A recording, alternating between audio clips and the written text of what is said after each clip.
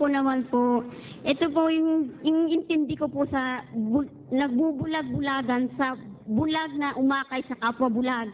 Medyo kumpinsin po ako dun sa nagbubulag-bulagan, umakay sa bulag. Medyo masama ho siya, di ba? Pero yung bulag, umakay sa kapwa bulag, bulag din ho yun, di ba? Ipaintindi nyo nga po sa akin, Brother Eli. Ay, alam, masama yun. Kahit na iba yung nagbubulag-bulagan kaysa sa talagang bulag. Hindi naman nagbubulag-bulagan ka, tapos aakayin mo yung bulag.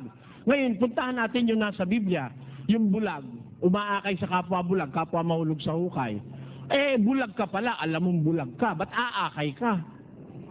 Yun lang umakay ka, kasalanan mo na bulag ka Ang bulag hindi dapat umaakay, ang bulag inaakay.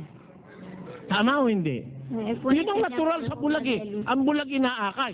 Bulag ka pala, mag-aakay ka. Di, ipapahamak mo pati inaakay mo. Kaya yun palang napakalaking kasalanan ng mga bulag. Hindi niya po alam din na bulag siya. Yung pong hindi niya rin alam na wala siyang ala. Yung pong nadala rin, Katoliko ko ngayon.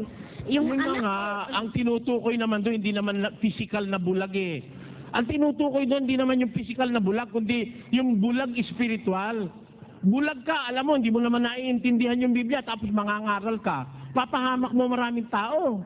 Parang nga si brother, inaamin niya, hindi naman daw niya alam ang Biblia. Ba't nangangaral ka? Di dahil mong ililigaw.